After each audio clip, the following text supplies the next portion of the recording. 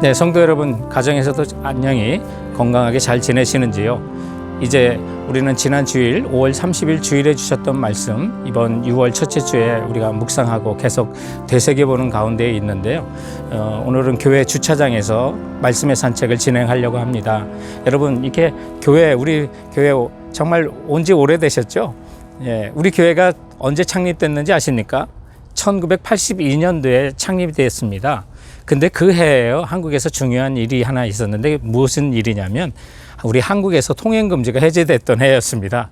그런데 지금 우리가 코로나 바이러스로 인해서 정말 야외를 마음껏 외출하지 못하는 이런 상황 속에서 폭동으로 말미암아 지난 주일부터 오는 7일까지 일주일 동안 통행금지가 선언돼 가지고요, 야외 나가는 것이 조금 안 좋은 마음이 제 마음속에 있어서 오늘은 이렇게 교회에서 또 주차장에서, 그리고 여러분 우리 3주 전에 또 바닷가 가셨던 피전 포인트라고 하는 그 해변에서 찍은 영상하고 2주 전에 잔디 모건 공원에서 찍었던 영상으로 이제 6월 첫째 주 말씀의 산책을 이렇게 진행하게 됩니다.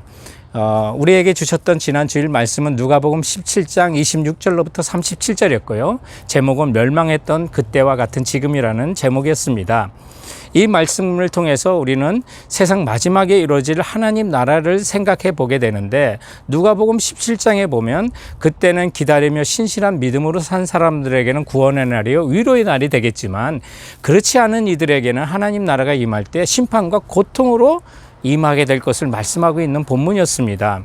근데 여러분, 당시에 예수님의 이 본문을 이야기하실 때 그 말씀을 들었던 제자도 있었지만 바리새인도 있었단 말이에요. 그들은 하나님 나라가 이루어지는 것을, 메시아가 오면 이루어지는 것을 알았어요. 근데 예수님에 대한 확신이 없었던 거죠. 그래서 주님께 질문을 해요. 하나님 나라가 과연 언제 임할 것이냐, 어디서 임할 것이냐, 이 두 가지가 그들의 질문이었어요. 그래서 본문 20절에 보면 바리새인들이 하나님의 나라가 어느 때 임하나이까 묻거늘 예수께서 대답하여 이르시되 하나님의 나라는 볼 수 있게 임하는 것이 아니라고 대답을 하셨고요. 그리고 마지막 37절에 보면 그들이 대답하여 이르되 주여 어디 오니이까 라고, 그래서 언제와 어디를 물어보는 장면이 있는데, 예수님께서 하신 말씀은 여기다 저기다 찾아다니지도 말고 이 세상에 번개가 치면 그 번쩍임이 온 세상 끝에서도 다 보는 것처럼 온 세상 모든 민족이 다 보는 앞에서 예수님께서 이 땅에 재림하실 것을 얘기하고 있는데, 그러나 주님께서는 먼저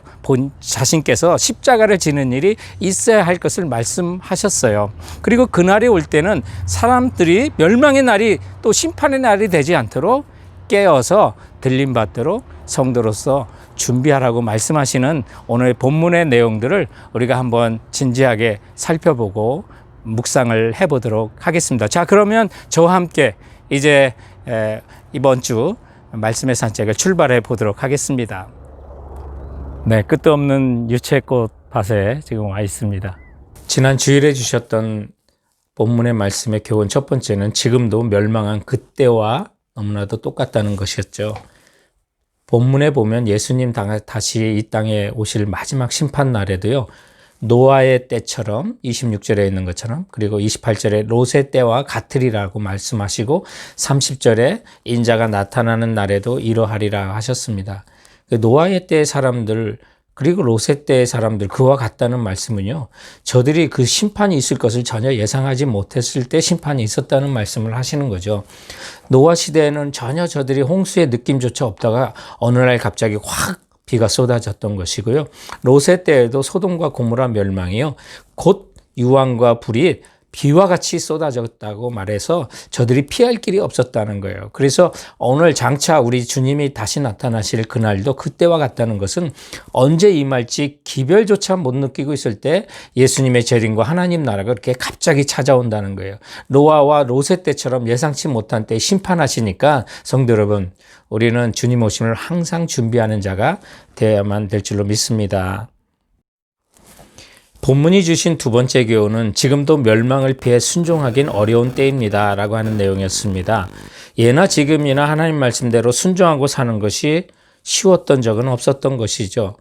본문의 27절과 28절에 보면 노아가 방주에 들어가는 날까지 사람들이 먹고 마시고 장가들고 시집가더니 홍수가 나서 그들을 다 멸망시켰으며, 또 롯의 때와 같으리니 사람들이 먹고 마시고 사고 팔고 심고 집을 짓더니라고 말씀하고 있어요. 이거 그냥 우리 모습이에요. 근데 이게 뭐가 잘못이에요? 말씀을 자세히 보니까 27절에 방주에 들어가던 날까지, 여기까지라는 말, 심판 순간까지도 저들이 생활에 취해서 멸망을 전혀 의식하지 못했던 것을 강조하는 말이고요. 그리고 먹고 마시고 장가들고 시집가더니라고 하는 그 원어가요, 그 동사들이요, 과거 미완료형이라고 하는 동사인데요, 이게 행동의 계속성을 의미하는 거예요. 먹고 마신만을 위해 살다가 하나님을 완전히 잊어버렸다는 거예요. 과거도 그랬고 현재도 그랬고 앞으로도 하나님을 생각하지 않은 것처럼 정말 그렇게 살았던 표현들이 그 단어 속에 있는 거예요. 그래서 창조자 하나님을 기억하지 못하는, 이게 죄죠. 그래서 노아의 때, 롯의 때와 같으리니 롯의 아내를 기억하라는 경고를 주님이 주시는 거고요. 세상의 역사 속에 하나님 말씀대로 순종하고 사는 것이 한 번도 쉬웠던 적이 없다는 것을 여러분 기억하시기 바라요. 그래서 노아와 롯은 순종하며 살다가 마침내 세상 사람들 다 멸망할 때 구원받은 것처럼, 성도 여러분, 우리 주님이 갑자기 오시는 그 순간에도요, 우리는 이 땅에 살면서도 장차 오실 주님을 바라보고 마라나타 주 예수여 어서 오시옵소서 주님의 대망을 기다리고 우리의 삶고 먹고 마시고 장가들고 시집가고 사고 팔고 심고 이 모든 일에 주님을 기억하는 그런 슬기로운 신앙생활을 이어가야 될 줄로 믿습니다. 네, 본문에서 주셨던 세 번째 교훈은요, 지금도 노아와 롯처럼 살 때라고 하는 말씀이었습니다. 본문의 31절로부터 32절에 보면 신자들로 하여금 세상 물건이나 소유에 지나치게 매이지 말 것을 강조하는 세 가지 예가 나오죠. 지붕에 위에 있는 사람은 세간을 가지러 내려가지 말고, 밭에 있는 사람은 마을로 돌아보지 말고, 또 뒤를 돌이켜보다가 소금기둥이 된 롯의 아내, 이 셋을 비유로 하셨는데, 이 모든 것들이요, 세간이나 마을이나 또 롯이 아내가 뒤를 돌아본 거는 육신이 누릴 수 있는 모든 조건을 의미하는 거예요. 그래서 세상에 대한 집착을 버리고 깨어있으라는 말씀이었죠. 그리고 또 우리는 주님이 우리에서 부르신 부름의 상을 위하여 표대를 정하고 전질하라는 그런 말씀이었는데, 그럼 우리가 어떻게 노아와 롯처럼 정말 부르심의 상급을 하여 앞으로 전진할 수 있을까요?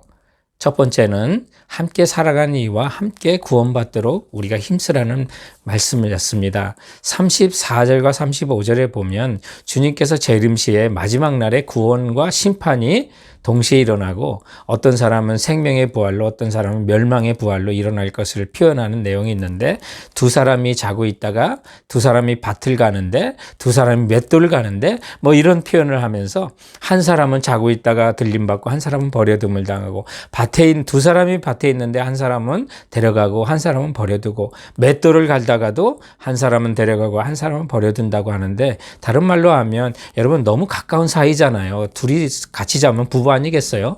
밭에서 두 사람이 밭을 갈면 그 가족 아니겠어요? 그러니 정말 한 사람은 데려감을 당하고 한 사람은 버려둔다는 게 있을 수 없는 거죠. 우리가 함께 구원받도록, 우리 함께 들림받도록 힘써야 하는 것입니다.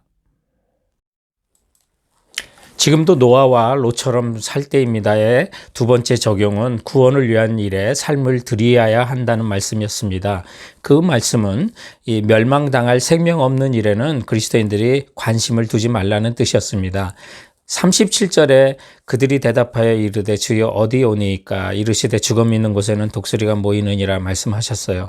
이 죽음을 독수리가 와서 먹듯이 죄악이 성행하여 멸망당하는 자들이 있는 곳에는 어디서나 동시에 하나님께서 심판하신다는 그런 말씀이었거든요.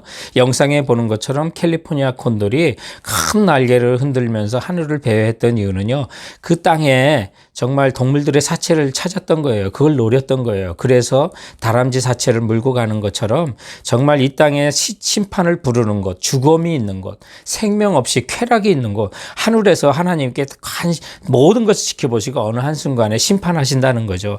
그래서 우리 그리스도인들은 죽음이 될 만한 것, 생명이 없는 것 관심 갖지 말고, 몰려가지도 말고, 시간도 사용하지 말고 오직 생명을 위해서 살아야만 하는 것입니다. 네, 지난 주일 주신 말씀 가운데 가장 우리 성도들의 행동을 위한 그런 명령의 구절이 있다면요, 누가복음 17장 33절이었습니다. 무릇 자기 목숨을 보존하고자 하는 자는 잃을 것이요 잃는 자는 살리리라.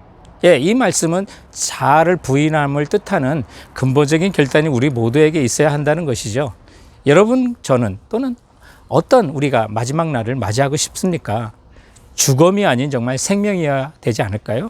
예, 그러하기 위해서는 우리는 노아처럼 롯처럼 그 멸망의 세대 속에서도 주님 오심을 예비하고 사는 하나님의 백성이 되어야만 하는 것입니다. 그래서 주님 다시 오실 때까지 나는 이 믿음의 길을 걸어가겠습니다. 좁은 문 좁은 길 나의 십자가 지고 나의 가는 이 길 끝에서 나는 주님을 보리라. 영광의 내 주님 나를 맞아주시리. 주님의 영광 온 땅 덮을 때 그때 나는 일어나 주님을 노래하기를 원합니다. 이런 믿음의 결단이 있는 성도가 되어야 될 줄 믿습니다. 이와 같이 여러분 이번 한 주간도 주님의 말씀 붙들고 승리하시길 바랍니다. 감사합니다.